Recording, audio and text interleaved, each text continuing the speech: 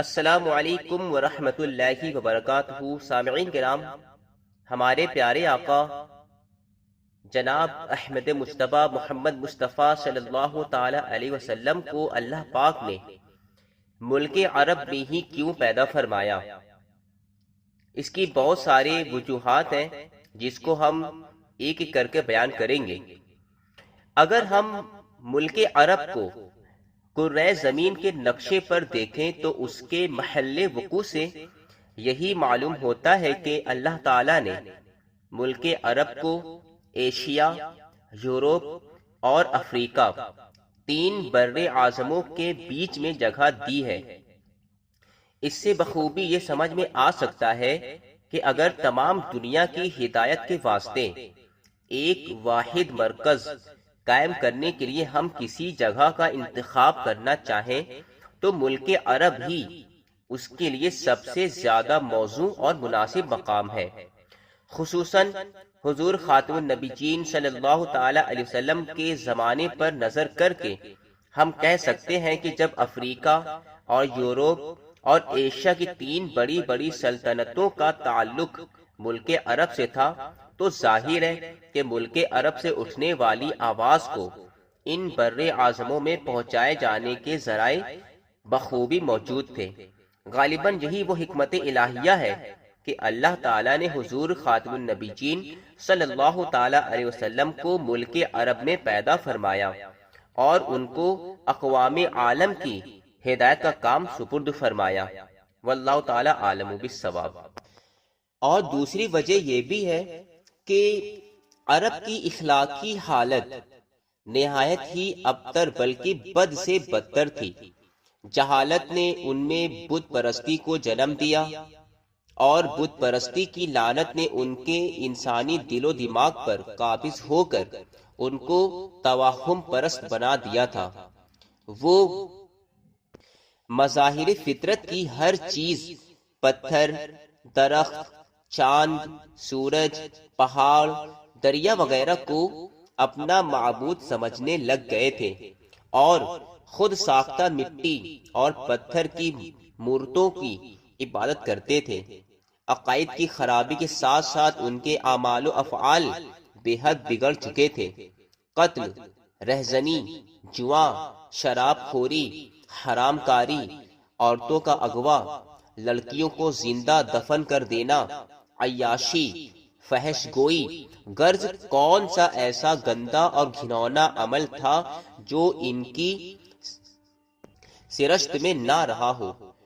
چھوٹے چھوٹے بڑے بڑے سب کے سب گناہوں کے پتلے اور پاپ کے پہاڑ بنے ہوئے تھے۔ یہ وجہ تھی حضور صلی اللہ تعالی علیہ وسلم کو عرب میں پیدا کرنے کی۔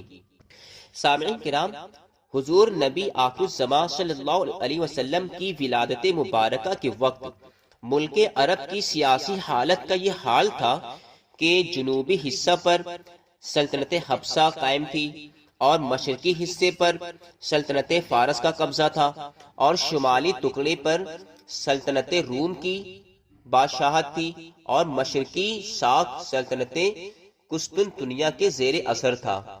اندرون ملک بزعم خود ملک عرب آزاد تھا، لیکن اس پر قبضہ کرنے کے لیے ہر ایک سلطنت کوشش میں لگی ہوئی تھی اور در حقیقت ان سلطنتوں کے باہمی رقابتوں ہی کے طفیل میں ملک عرب آزادی کی نعمت سے بہرہ تھا۔ سامعین کرام، یہ تو سبھی لوگ جانتے ہیں کہ مکے میں آبادی کس طرح ہوئی کہ حضرت ابراہیم علیہ السلام کے ایک بیٹے تھے، حضرت اسماعیل علیہ السلام۔ ان کو ابراہیم علیہ السلام نے مکہ میں آ کر آباد کیا تھا، اسی سے نسل چلی اور اس طرح مکہ کی آبادی ہوئی۔ اس کو بھی ملاحظہ فرما لیں۔ بانی کعبہ حضرت ابراہیم خلیل اللہ علیہ السلام کے ایک فرزند کا نام نامی حضرت اسماعیل علیہ السلام ہے، جو حضرت بی بی ہاجرہ کے شکم مبارک سے پیدا ہوئے تھے۔ حضرت ابراہیم علیہ السلام نے ان کو اور ان کی والدہ حضرت بی بی ہاجرہ کو مکہ مکرمہ میں لا کر آباد کیا اور عرب کی زمین ان کو عطا فرمائی۔ حضرت ابراہیم علیہ السلام کے دوسرے فرزند کا نام نامی حضرت اسحاق علیہ السلام ہے، جو حضرت بی بی سارہ کے مقدس شکم سے پیدا ہوئے تھے۔ حضرت ابراہیم علیہ السلام نے ان کو ملک شام عطا فرمایا۔ حضرت ابراہیم علیہ السلام کی تیسری بیوی حضرت قطورہ کے پیٹ سے جو اولاد پیدا ہوئی مدین وغیرہ ہوئے، ان کو آپ نے یمن کا علاقہ عطا فرمایا۔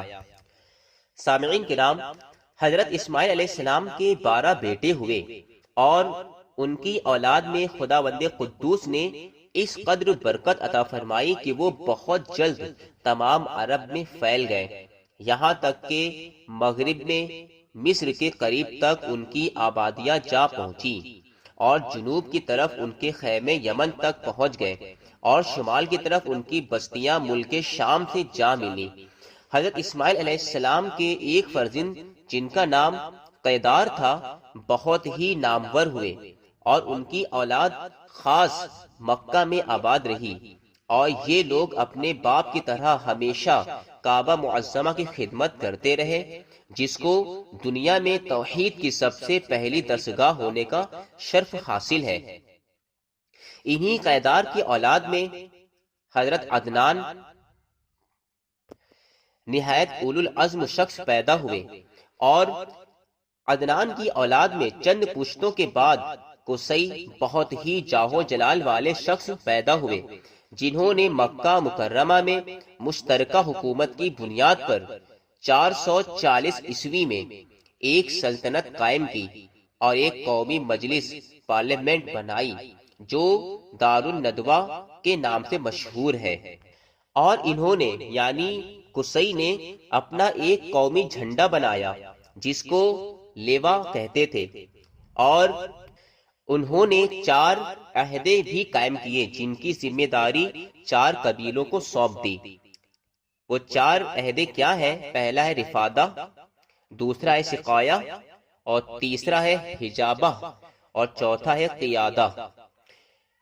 قصی کے بعد ان کے فرزند عبد مناف اپنے باپ کے جانشین ہوئے، پھر ان کے فرزند ہاشم، پھر ان کے فرزند عبد المطلب، یکے بعد دیگرے ایک دوسرے کے جانشین ہوتے رہے۔ انہی عبد المطلب کے فرزند حضرت عبداللہ ہے، جن کے فرزند ارجمند ہمارے سرکار حضور رحمت للعالمین صلی اللہ تعالی علیہ وسلم ہے، جن کی مقدس سیرت پہ بیان کرنے کا اللہ رب العزت نے مجھے توفیق عطا فرمائی۔ سامعین کرام، اللہ رب العزت نے ہمارے پیارے آقا کو مکہ شہر میں اور عرب دیش میں پیدا کیا۔ عرب دیش یہ بر اعظم ایشیا کے جنوب مغرب میں واقع ہے۔ چونکہ اس ملک کو 3 طرف سے سمندر نے اور چوتھی طرف سے دریائے فرات نے جزیرہ کی طرح گھیر رکھا ہے، اس لیے اس ملک کو جزیرۃ العرب بھی کہتے ہیں۔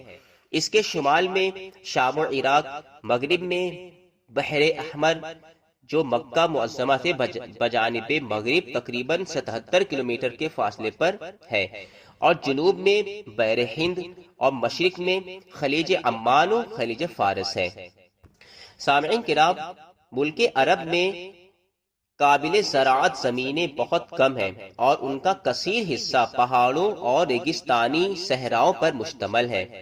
علماء جغرافیہ نے زمینوں کی تباہ ساخت کے لحاظ سے اس ملک کو 8 حصوں میں تقسیم کیا ہے: حجاز، یمن، حضرموت، مہرہ، عمان، بحرین، نجد، احقاف۔ حجاز یہ ملک کے مغربی حصے میں بحر احمر کے ساحل کے قریب واقع ہے۔ حجاز سے ملے ہوئے ساحل سمندر کو جو نشیب میں واقع ہے تہامہ یا غور پست زمین کہتے ہیں، اور حجاز سے مشرق کی جانب جو ملک کا حصہ ہے وہ نجد بلند زمین کہلاتا ہے۔ حجاز چونکہ تہامہ اور نجد کے درمیان حاجز اور حائل ہے، اسی لیے ملک کے اس حصے کو حجاز کہنے لگے۔ حجاز کے مندرجہ ذیل مقامات تاریخ اسلام میں بہت زیادہ مشہور ہیں: مکہ مکرمہ، مدینہ المنورہ، بدر، احد، خیبر، فدق، حنین، طائف، تبوک، غدیر، خم وغیرہ۔ حضرت شعیب علیہ السلام کا شہر مدین تبوک کے محاذ میں بحر احمر کے ساحل پر واقع ہے۔ مقام ہجر میں جو وادی قرا ہے وہاں اب تک عذاب الہی سے قوم سمود کی الٹ پلٹ کر دی جانے والی بستیوں کے آثار پائے جاتے ہیں۔ طائف حجاز میں سب سے زیادہ سرد اور سرسبز مقام ہے اور یہاں کے میوے بہت مشہور ہیں۔ سامعین کرام، مکہ مکرمہ حجاز کا یہ مشہور شہر مشرق میں جبل ابو القبیس اور مغرب میں جبل کوعیقان دو بڑے بڑے پہاڑوں کے درمیان واقع ہے اور اس کے چاروں طرف چھوٹی چھوٹی پہاڑیوں اور رتیلے میدانوں کا سلسلہ دور دور تک چلا گیا ہے۔ اسی شہر میں حضور شہنشاہ کونین صلی اللہ تعالی علیہ وسلم کی ولادت باسعادت ہوئی۔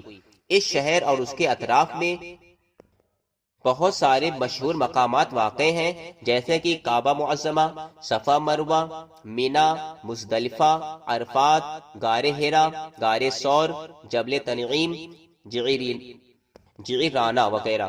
مکہ مکرمہ کی بندرگاہ اور ہوائی اڈہ جدہ ہے، جو تقریباً 54 کلومیٹر سے کچھ زائد کے فاصلے پر بحیرہ کلثوم کے ساحل پر واقع ہے۔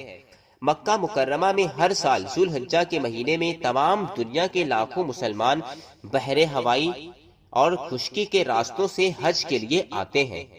سامعین کرام، ہمارے پیارے آقا صلی اللہ تعالی علیہ وسلم کا مزار شریف وہ مدینہ منورہ میں ہے۔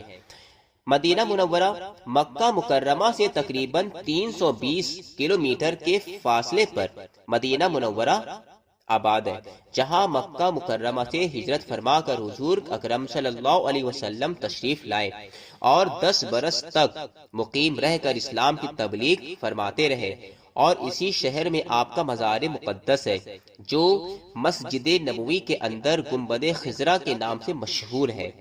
مدینہ منورہ سے تقریباً 4.5 کلومیٹر جانب شمال کو احد کا پہاڑ ہے۔ یہاں حق و باطل کی مشہور لڑائی جنگ احد لڑی گئی۔ اسی پہاڑ کے دامن میں حضور صلی اللہ تعالی علیہ وسلم کے چچا حضرت سید الشہداء حمزہ رضی اللہ تعالی عنہ کا مزار مبارک بھی ہے، جو جنگ احد میں شہید ہوئے تھے۔ مدینہ منورہ سے تقریباً 5 کلومیٹر کی دوری پر مسجد قباء ہے۔ یہی وہ مسجد ہے جہاں ہجرت کے بعد حضور اقدس صلی اللہ علیہ وسلم نے قیام فرمایا اور اپنے دست مبارک سے اس مسجد کو تعمیر فرمایا۔ اس کے بعد آپ مدینہ منورہ میں تشریف لائے اور مسجد نبوی کی تعمیر فرمائی۔ مدینہ منورہ کی بندرگاہ ینبع ہے، جو مدینہ منورہ سے 117 کلومیٹر کے فاصلے پر بحیرہ کلثوم کے ساحل پر واقع ہے۔